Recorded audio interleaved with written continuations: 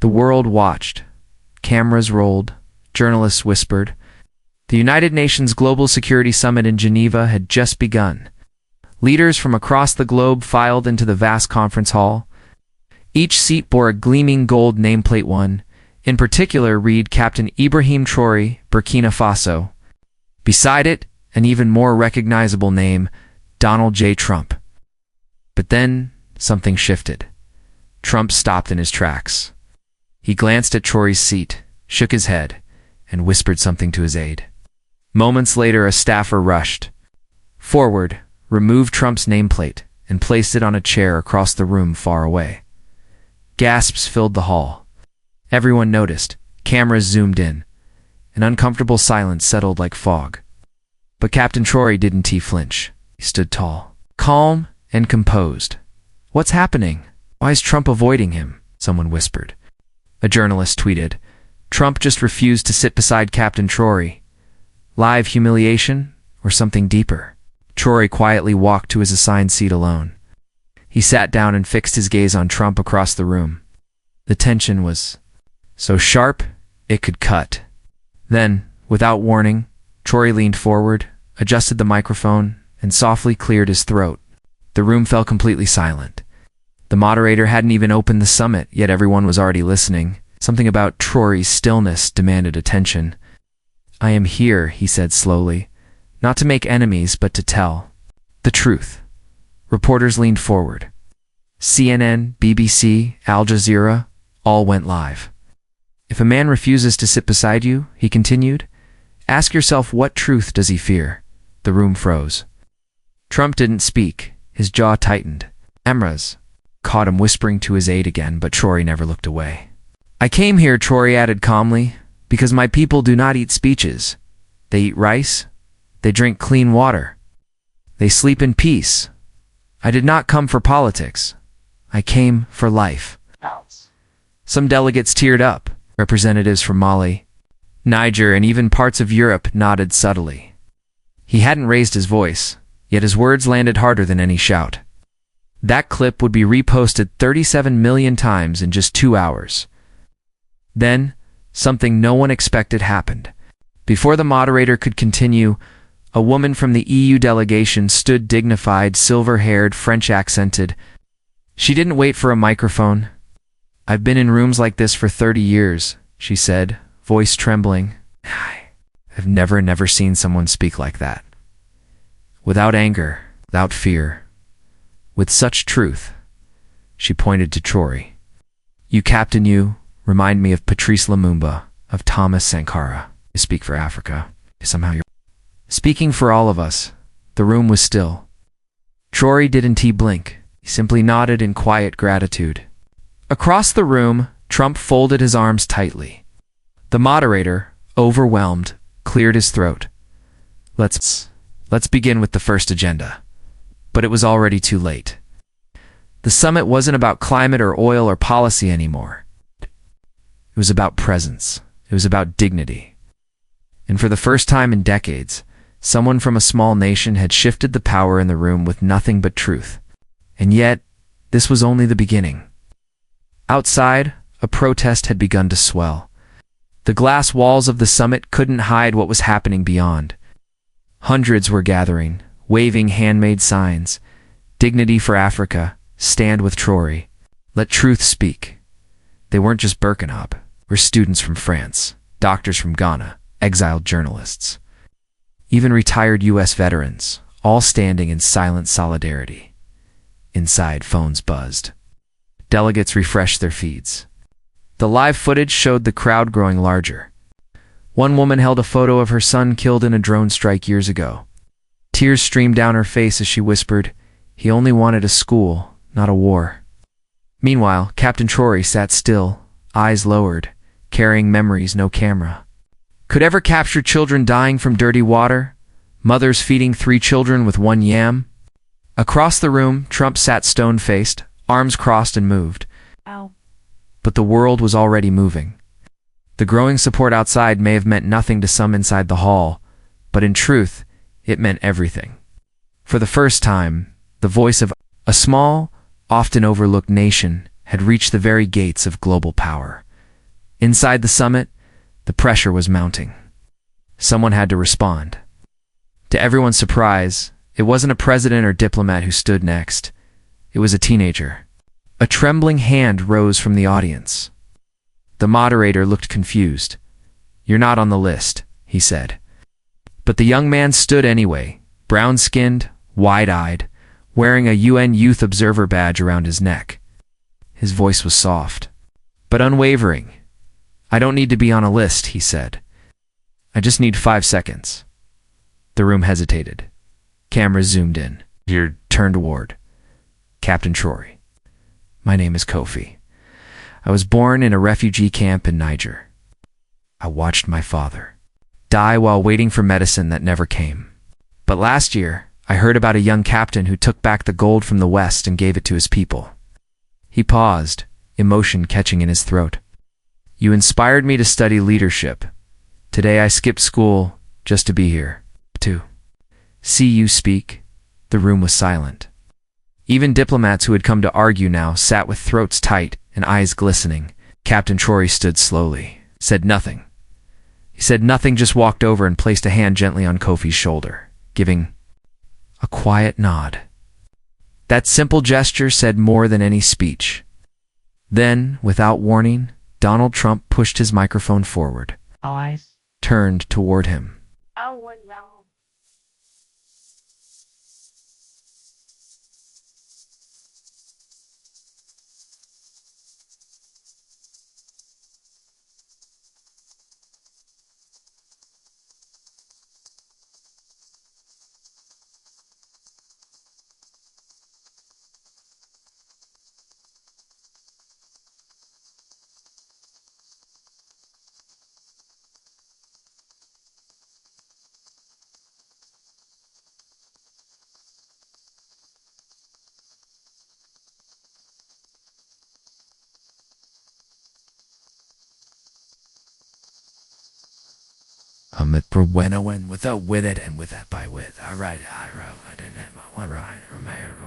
He tapped the mic once, face rigid, calculated.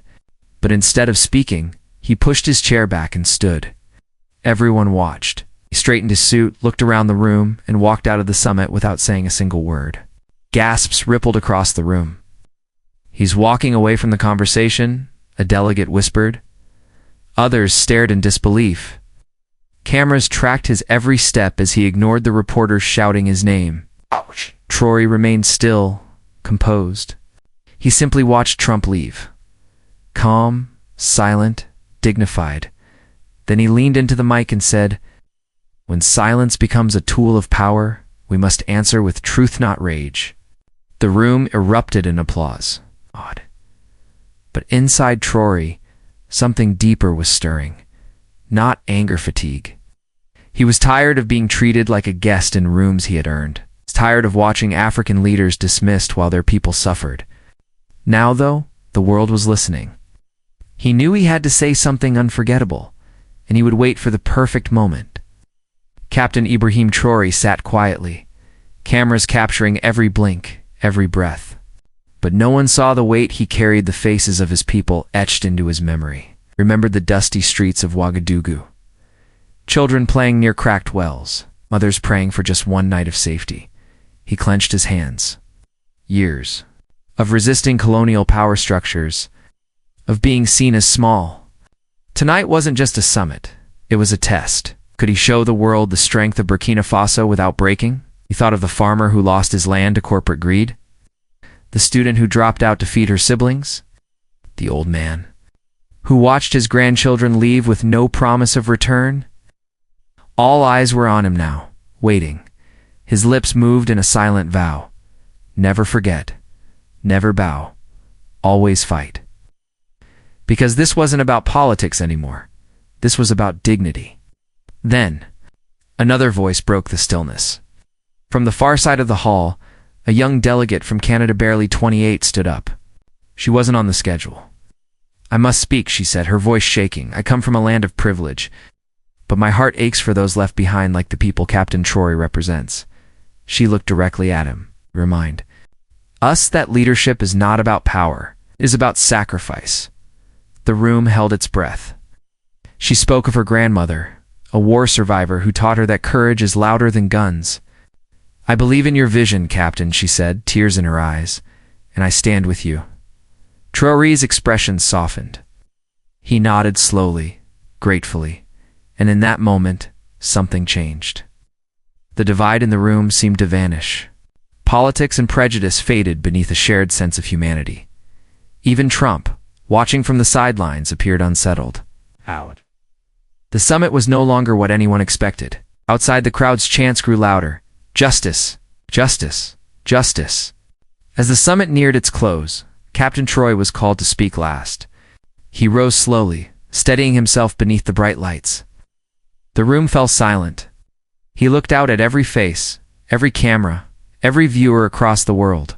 Then, with a voice both gentle and firm, he said, "My people taught me this. Dignity is not given, it is earned. And when those in power refuse to sit beside us, it is not out of fear, it is because they refuse to see us as equals." A pause. Eyes welled across the hall. "But I do not come to ask for their approval. I come to demand justice, not just for Burkina Faso, but for every nation whose voice has been silenced." The room froze. And then something remarkable happened. A woman in the front row stood and began clapping. Then another. Within seconds, the entire summit hall rose in a standing ovation. Traoré's calm words had shattered a wall that decades of politics had failed to break. But the world still waited hungry for what would come next. As the applause faded, the tension returned like a cold wave. Traoré adjusted his jacket, the weight of history pressing down on him.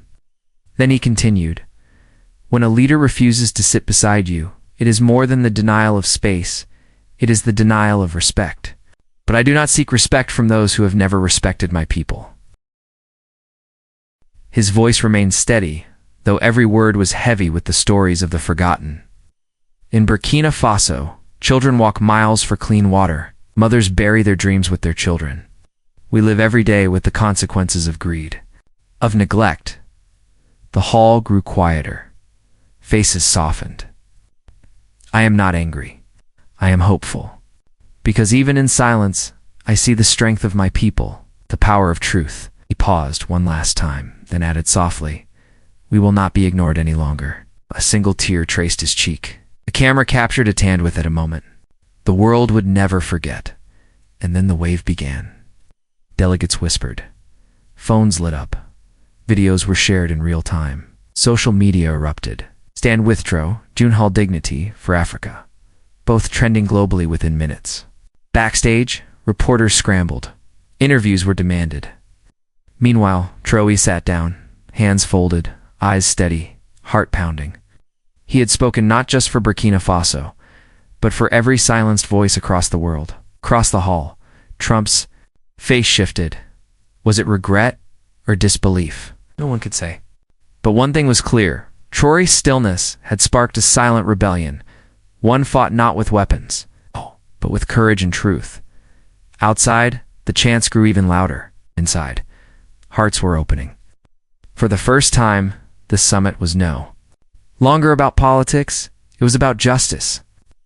Then, just as the tension seemed to peak, a final announcement broke through, a surprise press conference to be held immediately. Whispers surged. All eyes turned to Traoré. He rose, carrying the weight of a continent. But on his face was no anger, no defiance, only a quiet, humble smile. Live cameras rolled. The world leaned in. "I do not stand here to divide," he began. "I stand to unite. To remind us that true leadership is service, service to every child who deserves a future." The world held its breath, and even those who doubted him began to feel something stirring, not outrage. Hope. Because sometimes, the most powerful revolution isn't waged with fists, it is spoken with words. And Traoré's words were about to echo far beyond that room. Videos of Trump's refusal to sit beside Traoré flooded every social platform. But it wasn't the controversy that captured the world's heart. It was Traoré's calm, his dignity, his truth. From the dusty streets of Ouagadougou to the glass towers of New York, millions watched in disbelief and in awe. You began, sharing their own stories of being silenced, of being ignored, and yet finding strength in the quiet. And slowly, the world stopped seeing Traoré as just a leader. He became something more, symbol, not of perfection, but of hope. He wasn't perfect, he was real. And it was that realness, his humility, his quiet strength, that made people believe in the impossible. Each retweet, each share, became more than just digital noise. It was fuel for a fire that was no longer just political. It reached deeper into the souls of people across continents who had been overlooked, silenced, or forgotten. From Burkinafaso to Brazil, from the streets of Ouagadougou to the towers of New York, people felt it. This wasn't just about geography or power anymore. It had become a universal cry for dignity. Behind closed doors, far from the camera lights, Captain Traoré found a quiet corner. Young Aide approached, her voice trembling. "Captain," she said softly, "the world is watching. They're inspired. But there are some who want to silence this moment." He turned toward the window, eyes distant yet clear. "This is only the beginning," he said. "Truth has a way of breaking walls, but the path is never easy." He thought of the sacrifices, the friends he'd lost, the sleepless nights, questioning whether the fight was worth it. Then he remembered the faces of the children back home. Their eyes filled with hope, clenched his fist gently and whispered to himself, "For them, I will keep speaking." And that night, in the stillness, a leader renewed his vow, not to bow, not to break, but to keep standing. By morning, headlines blazed across the globe. Traoré's triumph, when silence spoke louder than words. Commentators argued. Some mocked, others praised. But most, regardless of politics, felt something rare, a stirring in their hearts. Teachers played the speech in classrooms. Children listened. They learned about courage and dignity. In cafes and homes, strangers spoke of respect. Across continents, rallies formed, not against Captain Traoré, but for the dignity he represented. Because this wasn't just the story of two men. It was a story about all of us. About standing tall when the world tries to shrink you. About dignity, about truth, and the question on everyone's lips was no longer, what did Captain Traoré say? It had become, what will we say when it's our turn?